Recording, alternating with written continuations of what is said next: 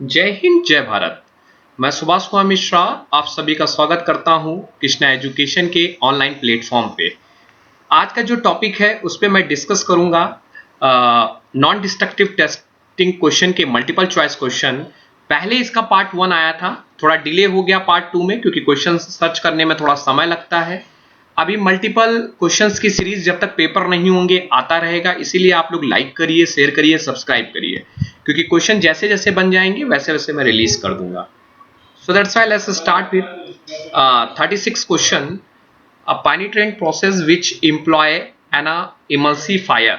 एक पेनिट्रेंट है, प्रोसेस है which employ emulsifier as a separate step में in the penetrant removal process is called. इसमें क्या होता है कि कभी कभी क्या होता है कि पेनिट्रेंट को रिमूव करने के लिए एक सेपरेट प्रोसेस किया जाता है, that is called post emulsifier.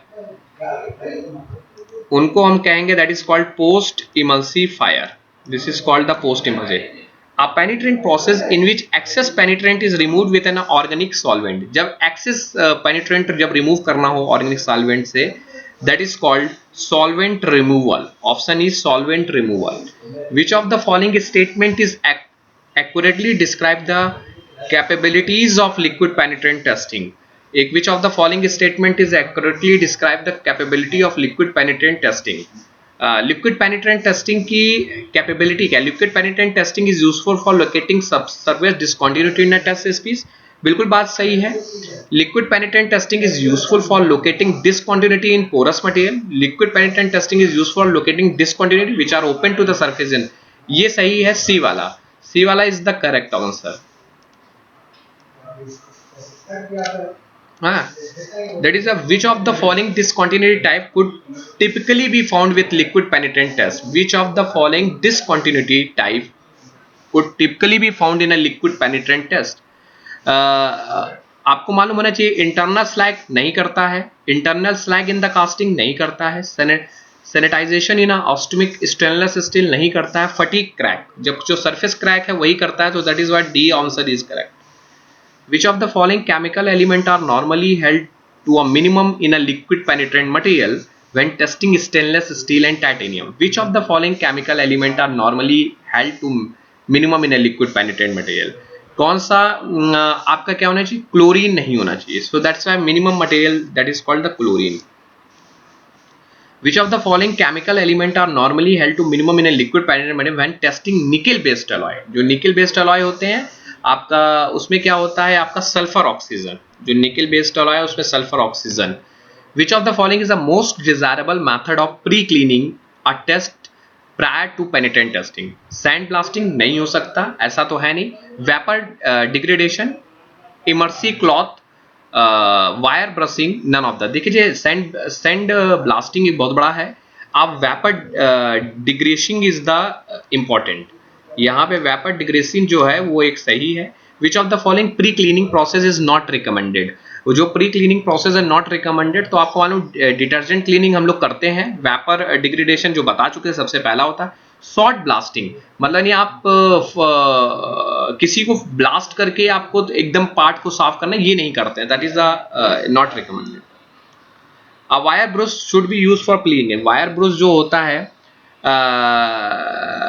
जब हमें जहां पे हमारा रस्ट लग जाता है, रस्ट पार्ट होता है, वहां पे वायर टाइप का ब्रश यूज करते हैं। So that's why when a rust is to be removed, so wire ply cleaning is used.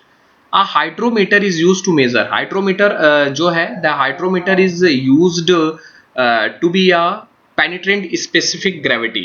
पेनिट्रेंट specific gravity. A visual solvent removal penetrant are most advantage for। जो visual आपका visual solvent removal penetrant are most advantage for inspecting part at remote location. Remote जो location होता है, that is answer C is correct. Magnetic lines of force enter and leave a magnet. जो magnetic lines जो होती हैं वो leaves करती हैं, इंटर करती हैं और लीव्स करती हैं, दैट इज कॉल्ड दी। आप जब इनकी बात करेंगे so that is called poles. South pole to north pole ये निकलती हैं आपकी। हाँ, that is with which magnetic field can be stabilized in a test piece। The ease with which a magnetic field can be stabilized in a test piece is called, जब हम magnetic field को stabilize करते हैं, so that is called permeability. So permeability is the correct answer for the magnetic material.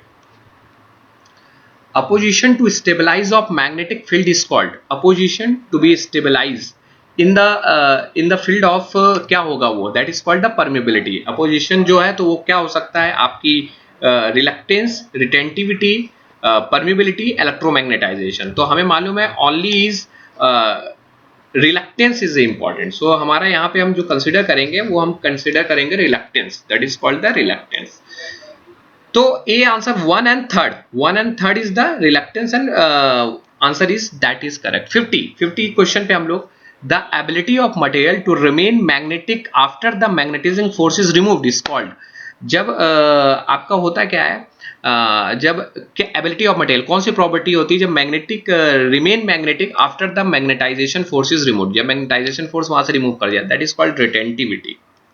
A magnetic field which is contained completely within the test piece is called, a magnetic field which is contained completely within the test piece is called, जो magnetic field है वो क्या कहलाती है, circular field. आपकी जो field निकलती है वो इस तरह से पोल से होके निकलती हैं, so that is called the circular field. Which of the following produce a circular field. Circular field produce कौन करता है, आपको मालूम है. Circular field are produce shoot, आपको बताया था हेड शूट्स होते हैं, हेड शूट्स दोनों तरफ पोल्स लगे होते हैं, वो आपके सर्कुलर फील्ड्स को प्रोड्यूस करते हैं, हेड शूट्स.